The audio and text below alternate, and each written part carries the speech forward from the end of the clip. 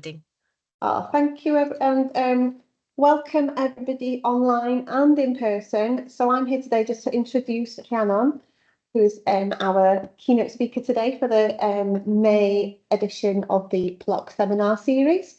So Professor Rhiannon Tudor Edwards is founding co-director of the Centre for Health Economics and Medicine's Evaluation, CHEAM, School of Health Sciences, Bangor University. She focuses on public health and prevention economics research with a team of early career researchers. Her interest in prevention, following the publication of 2 books by Oxford University Press, has led her onto a clear path of the need to face the population health and health economic challenges of climate change at a local and international level.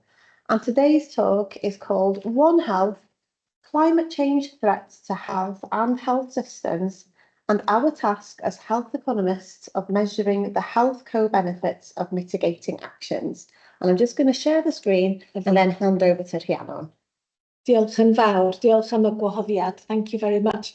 Thank you, Sophie, for helping me with my slides. Those of you who know me know I'm visually impaired, so that's really helpful.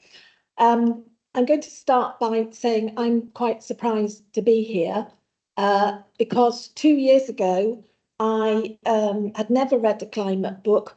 I had spent 30 years working on public health and prevention.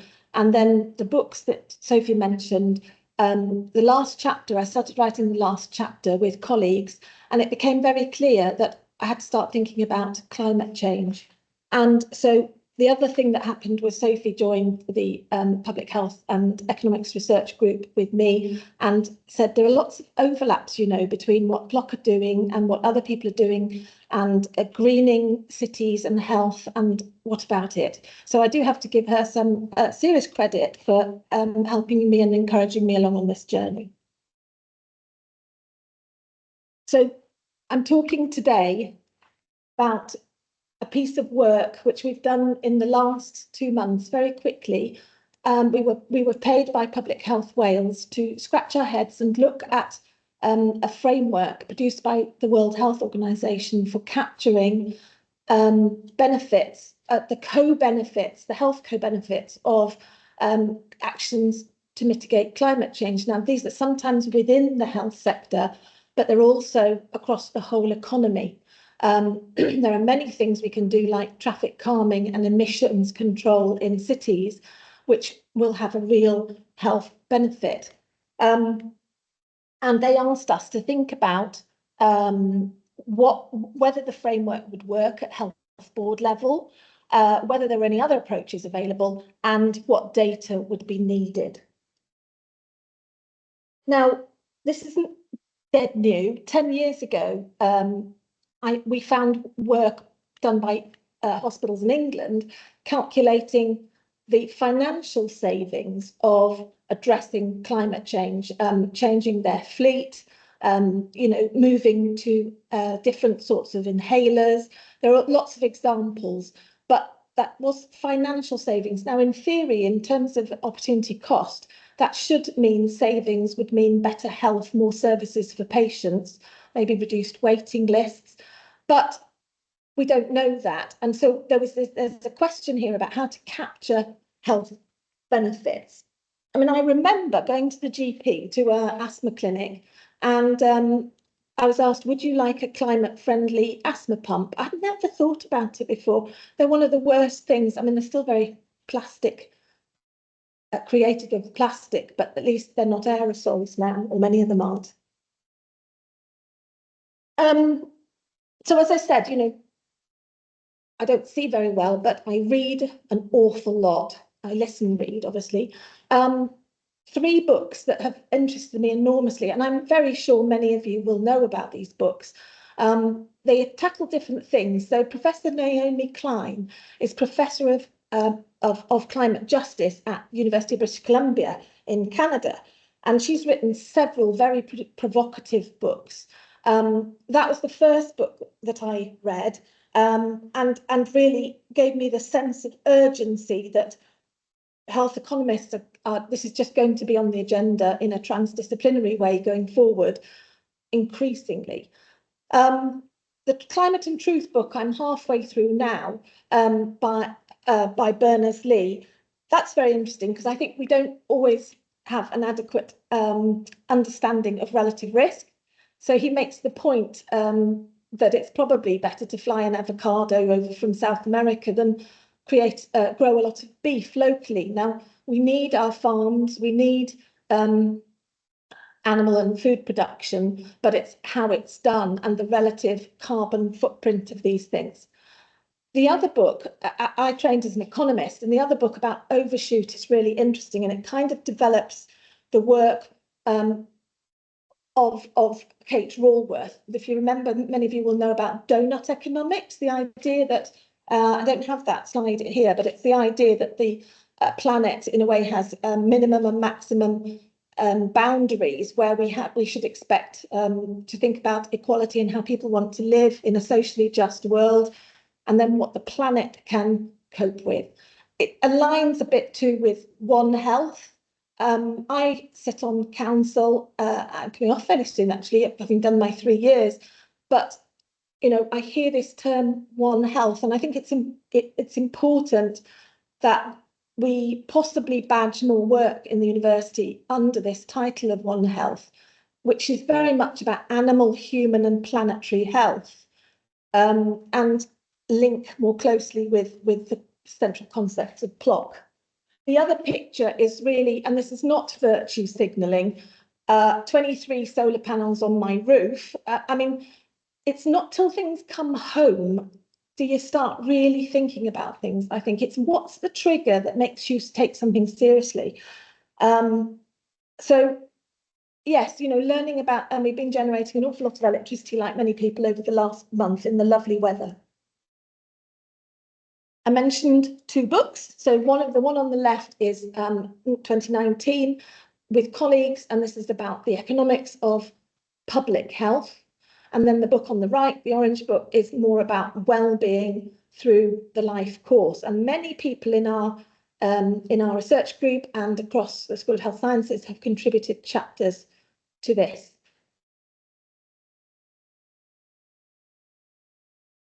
So we've done a bit of CPD, Sophie and I. We have to thank Vladislav, who was one of our PhD students, for noticing that there was a free course on climate and health systems being run from the University of Columbia and the schools of public health across Europe. And it was quite a commitment. You know, I've got quite a busy diary, but I made time for this on a Tuesday, 2 hours every Tuesday for 10 weeks and an exam.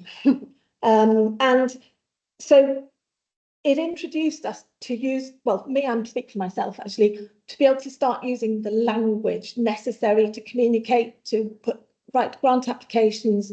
And it's led to us writing a blog actually about the experience of doing the course. And we were very lucky to have speakers right across the globe. I found it's wonderful. You know, I'm in the last sort of 10 years of my career, and it's great to be really still learning. And this doesn't distract at all from the mainstream health economics I do. Our research group do a wide range of work across cancer care, across dementia care.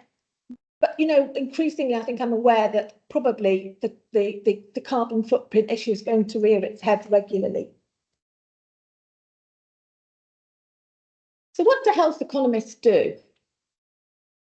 This is an adapted version of the Williams plumbing diagram. It's always been known as the Williams plumbing diagram. In the centre boxes, we think about and study the demand and supply of healthcare. So on the demand side, that will be things like long NHS waiting lists and cancer care backlog after the pandemic. On the supply side, well, Brexit led to us losing 4,000 doctors back into Europe, never mind other countries. And we know there are lots of problems with recruiting nurses and social care workers. Top right, along with other people like behavioural psychologists and others, we think about what do we mean by health and how do we value health and changes in our health. We also think about health technology assessment. That's very much the relative cost effectiveness of a new drug or therapy. We're hearing an awful lot about the obesity drugs. Just this morning, actually, there's a big conference going on in Europe at the moment, and the benefits, immediate benefits of to heart disease and other stroke and other of those potential drugs. Of course, we don't know the whole story yet. We also, on this diagram or schematic, think about judging the relative merit of different healthcare systems across countries. And some of those are public systems. Some of them, like the United States, are a patchwork of public and private, social insurance. But basically, every healthcare system is facing problems of increased demand, aging population, huge technological advance of what can be done, and then, as we're going to see in a minute, not being very good for the environment.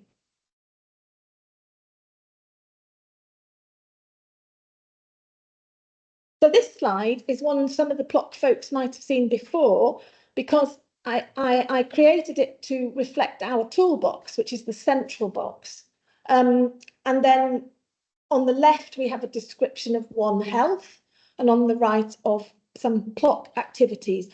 Basically, you'll notice that the middle block, all the methods refer to measuring costs, often from a societal perspective or maybe from an NHS perspective, but bringing in the climate side makes it need to be more across the whole economy of society, even potentially internationally. The outcomes we measure in different ways. Sometimes we do cost effectiveness analysis, which is, you know, if you're trying to reduce back pain, you might count the days of back pain free days.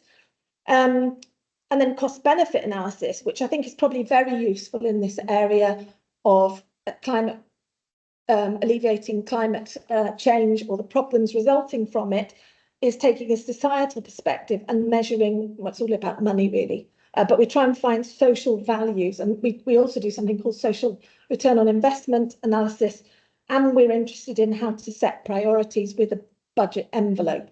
So we can do quite a lot across different fields, but I'm going to make the point now that we're not the only sort of applied economists.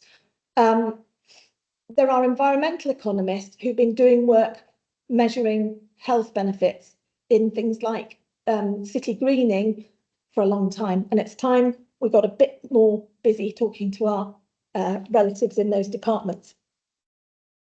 So this is the While Becoming wheel. It's an infographic we developed in the Orange Book. It's really trying to get at the fact that we live a life course. We're hearing lots of discussions at the moment about assisted dying.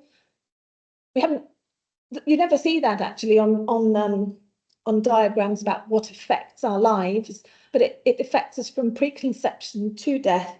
And you'll see the inner circle areas are more about local community factors, personal factors, and then on the outer one, we've got one on climate change and even war. You know, I mean, I've been doing this like 30, 35 years, and the previous Whitehead and I can never remember the name, Halgren diagram didn't have things like war and climate change on it. It's a bit of a sad reflection, really, but we try and bring this element of producing a healthy life course opportunity architecture into a lot of our research. So how does climate affect health? So it affects through climate shocks, wildfires we've seen in Hollywood and places, high winds. I speak as somebody whose rather nice Mazda C5 had a tree land on it from Storm Dara just before Christmas. Nobody was in it, luckily. And we went over to a hybrid car. So, you know, it had a good effect in the end. Lots of people were affected. Heat is, I think, one of the most serious ones. And we learned on our course the difference between being exposure to something and vulnerability.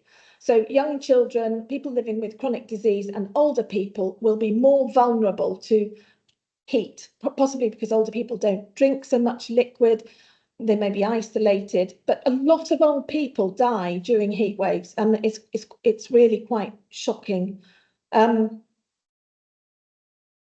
vector-borne diseases. I remember on the course seeing a map of mosquitoes in France. Do you remember? Yeah. And that they've been in one tiny corner and then now they're right across France. So we don't, and that goes back to the One Health element as well of animal health. We've got air quality, very important. We're lucky to live in an area of North Wales that is, I think, on the whole, pretty good air quality, but that has a massive impact on children's respiratory health.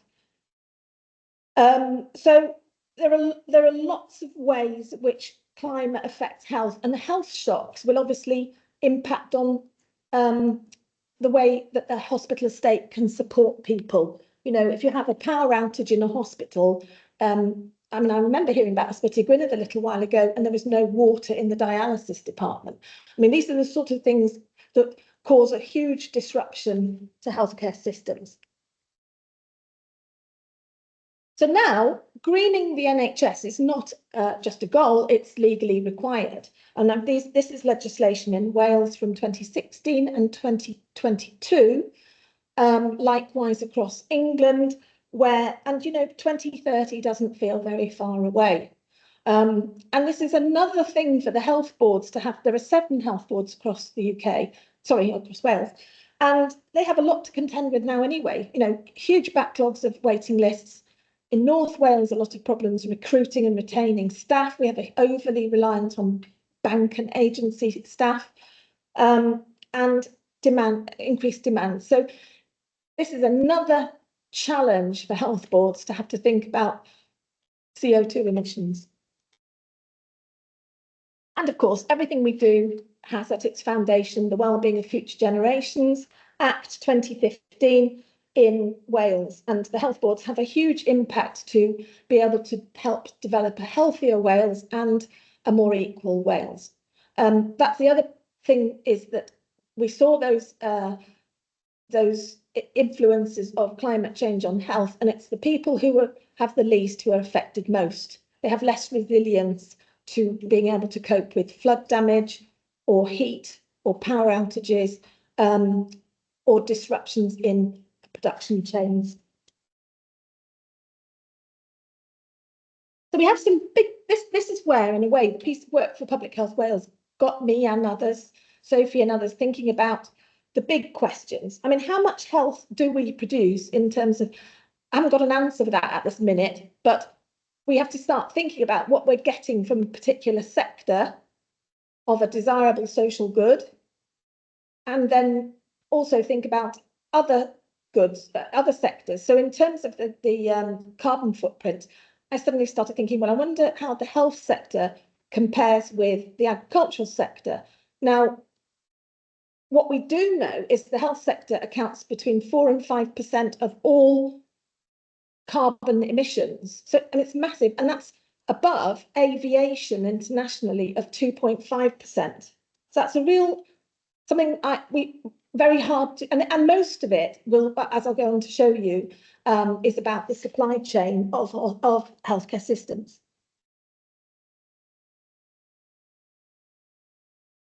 Some of you, this will be very familiar, the 3 scopes of emissions. So we have scope 1, which is very much on the actual physical plant of hospitals. So their use of heating and lighting, power, etc. That only accounts for about, I think, between 8 and 11%. The other 2 scopes, 2 and 3, make up the rest. So scope 2 is indirect. That's travel to hospital, people's travel, staff travel, patient travel. And the biggie is the supply chain for things like medicines and for gases used in theatre. So all this was quite surprising to me, but what's important, and my next slide shows this, is everything we do that gets us to think about prevention is good for the planet.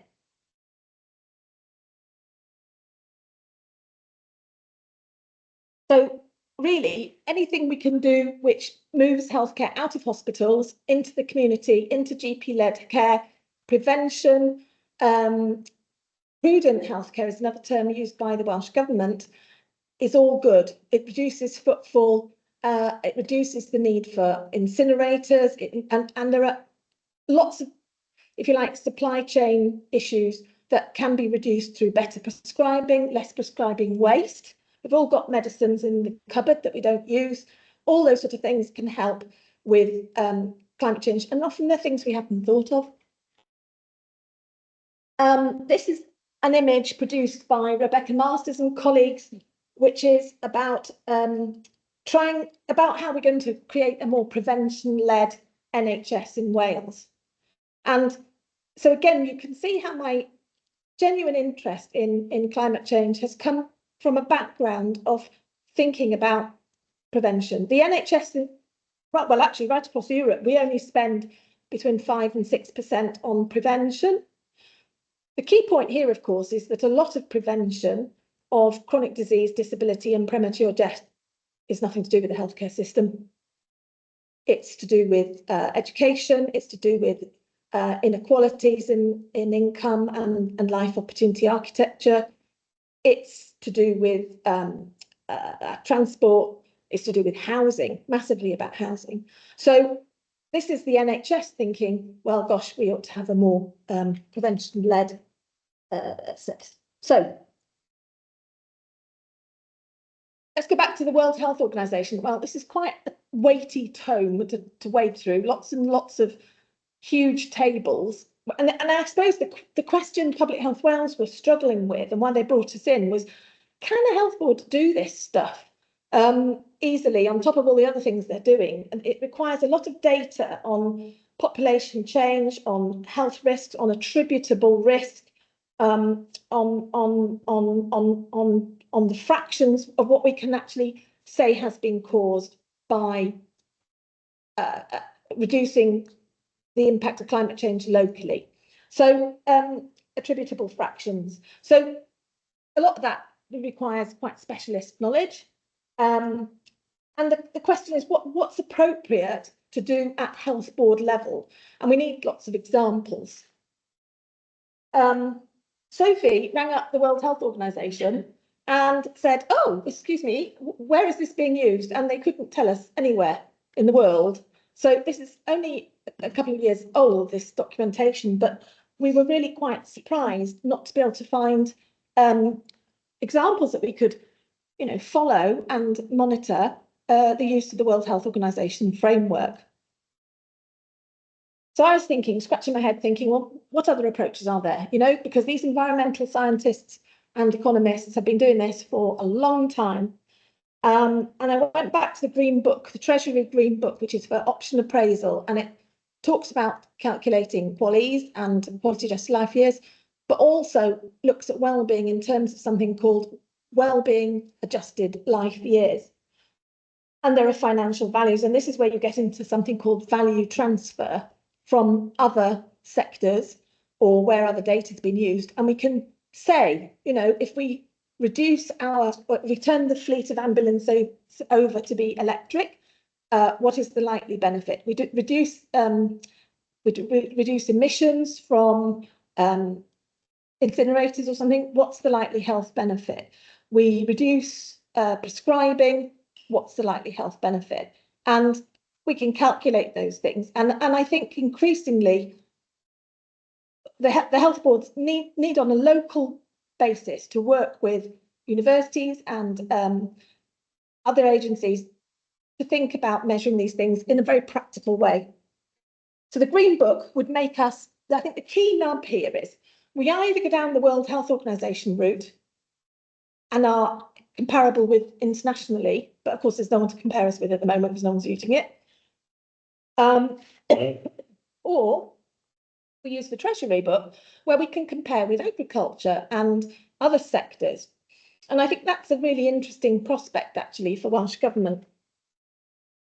Now this, I've only got a few more slides. Your lunch.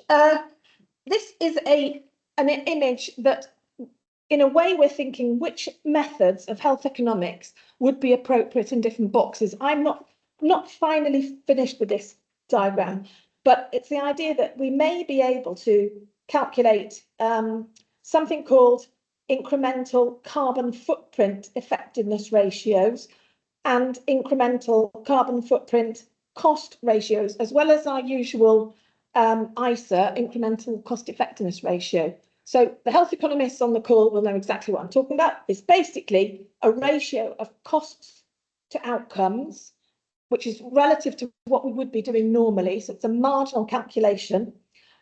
But there's a huge old debate going on amongst health economists across the UK and probably internationally about whether we should internalise these carbon calculations.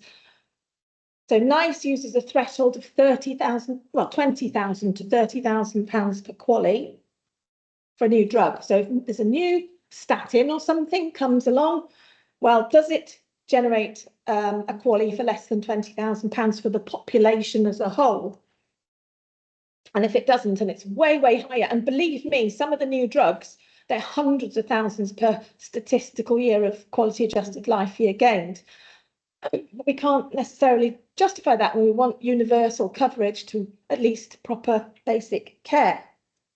And then I think we have to think hard about methods like cost benefit analysis and social return on investment. And then sometimes we have to think, well, there's a budget. How do we improve what we're getting for that budget? We've recently done one with Cardiff and Vale Health Board on diabetes care, preventative care. Here you might say, right, we've got a budget for ambulances. What are the options? Do we switch to a different fuel? Do we use the ambulances less? What do we do? Do we get some buses involved? So it's a sort of option appraisal. So we can do all those sort of things. I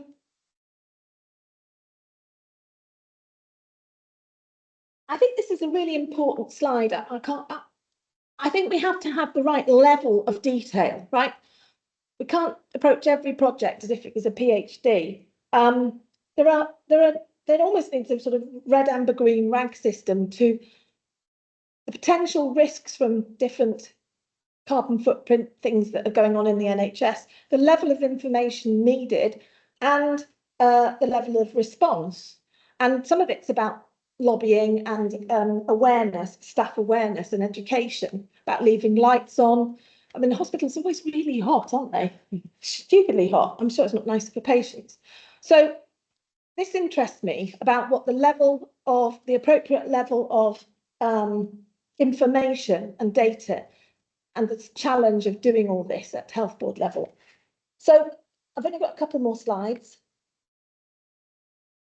So we wrote this report for Public Health Wales. They're reading it at the moment. And in a way, it got bigger than that because it was, well, Welsh Government need to do some things. They need to be working on this. I'm sure they are working away on this, but they need to work across sectors, including the health sector. And that's probably the place where we want the World Health Organization framework figures filled in.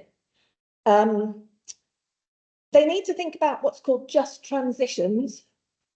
I spoke earlier about the fact that climate change and health outcomes poor health outcomes fall on socioeconomically deprived people more than people who are wealthier and have more reserve and more resilience. Now, the concept of just transitions is that we take everybody with us, and we, you know, if you stop people parking or you lay off buses and transport, it's people who don't have access to other alternatives who suffer. So we need to be thinking about that. What's my third one? I can't remember. The monitoring of whether the WHO friendly. Yeah, thank you, Sophie. So we need to keep an eye on this World Health Organization thing. You better ring them up in a year, see if anyone's using it. I mean, because actually, that's something I really got from the course was we don't want a bottom-up approach to all this from each country. We need international agreements on climate change, and you know, that's why Trump withdrawing from various things like the World Health Organization is so serious. I won't forget his phrase, drill, baby, drill. You know, we need to be on the same page on these issues. It's hard enough. And actually, it's quite nice that Sophie and I contributed to an international consultation exercise looking at evidence for the last COP in Azerbaijan. So that was quite nice. We've actually done something very small, but they used some of our evidence. Right. So finally, you know, I think the Bevan Commission, we need local, we've got, I mean, you can say something about the CEH. Yeah. Yeah. So, I mean, your project in Rhyl, looking at greening the town, you know, involved wellbeing benefits, but it could have involved more health benefits and cost effectiveness. But this, as I'm saying, environmental economists have been tracking health benefits for a long time. So we need to get round a table and talk to each other about that. So we need local case studies, I think, to give confidence that this can be done at health board level. One of the things I've done was to work with a colleague, Catherine Lawrence, with NHS Scotland, looking at how to measure benefits of their green estate, because quite a lot of hospitals have green space around them which is not used, or they have fences to keep people out. And actually you could turn it on its head and have gardens and places that will support staff well-being and patient well-being. Probably actually what everyone really wants is more parking actually at hospitals, but anyway. So I'm kind of at the end now. I'm very happy to take any questions. We'll be receiving feedback from Public Health Wales. It's been a useful piece of work, quick piece of work to actually make a small contribution at a Wales level. We never know where these reports end up. And we're going for grants with colleagues across the university and externally. And I think this is an area across One Health and PloCC where we should pull in some really interesting projects. It's not just all about the money.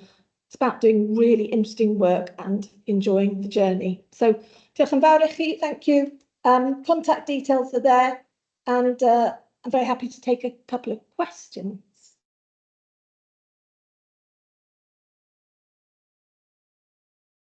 Thank you so much, Rhiannon. That was so interesting. Has anyone got any questions? Lots, I'm sure. Who's going to put their hands up first?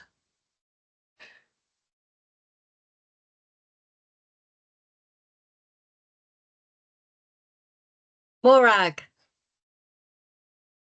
Hello, thanks so much, Rhiannon. That was really interesting. I really enjoyed that.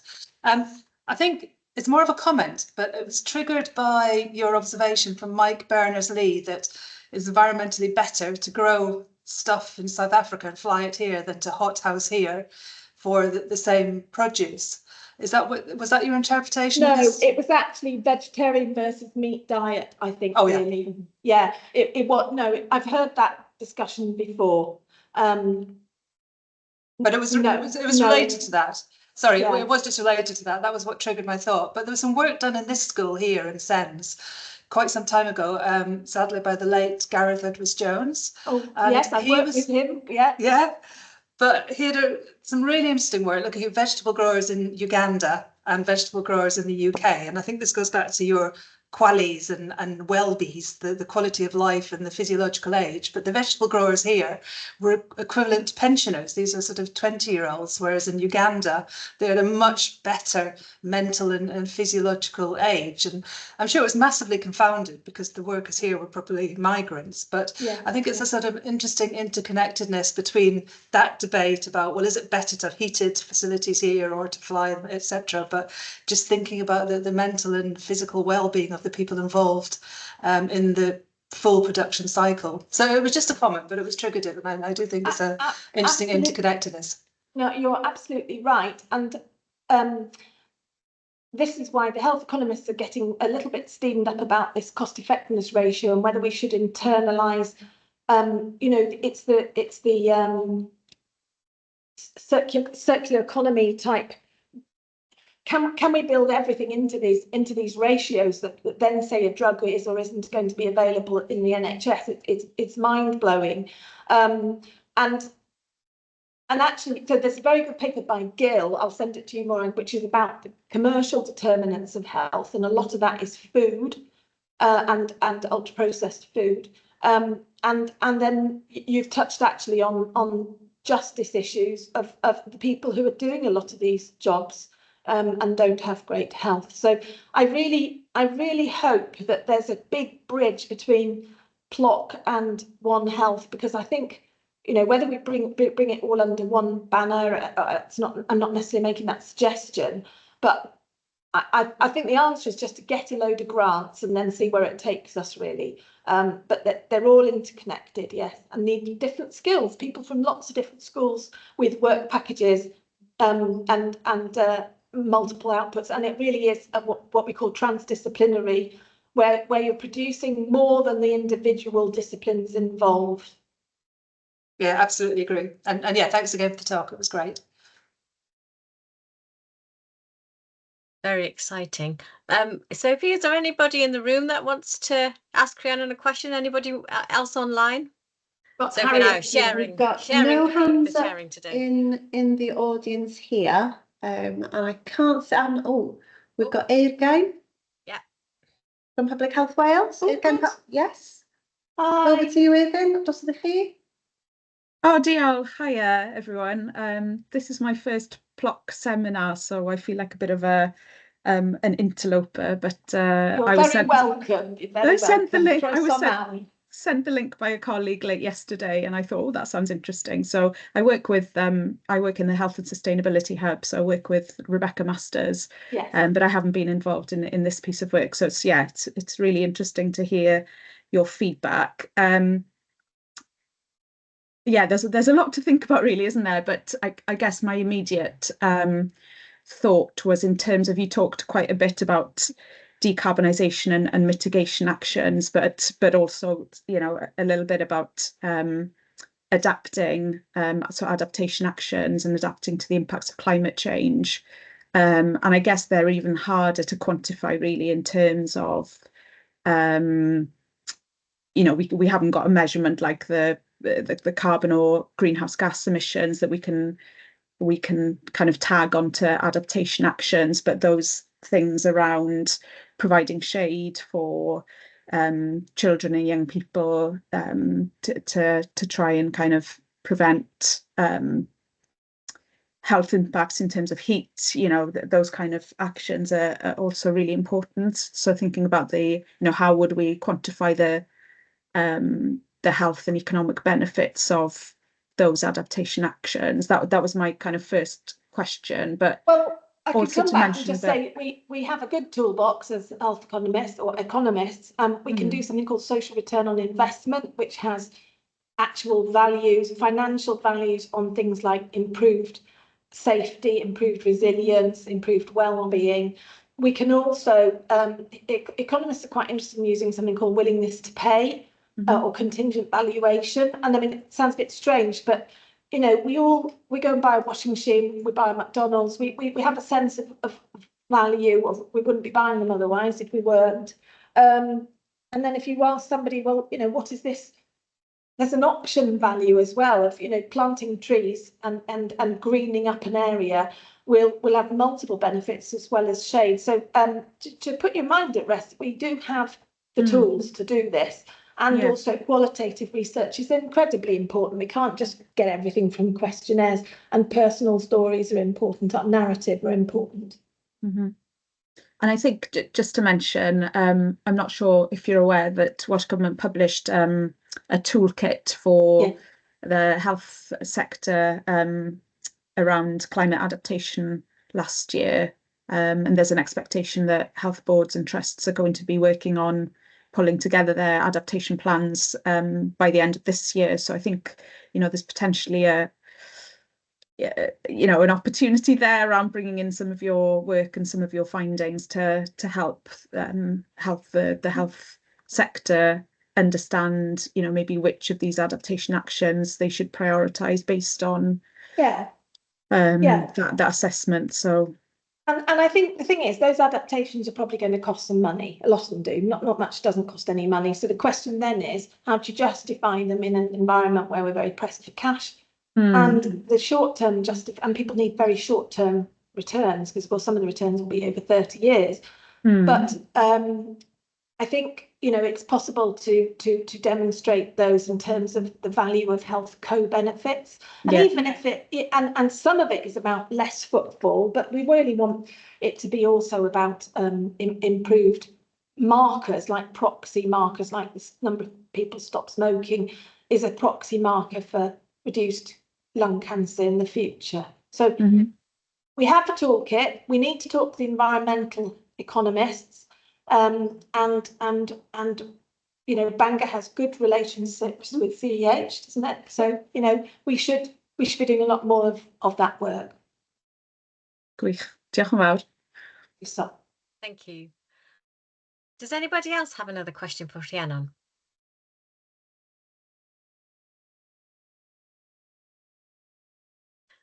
Well, I think lots of food for thought there, Rhiannon. I mean, I think, you know, I think we could all sort of go away and sort of have a think about how we can actually create those collaborations, those research collaborations, and how we might feed into some of the sort of the suggestions and ideas you brought forward, because it would be, you know, it's needed and it's relevant, and I think it can have, you know, really significant traction.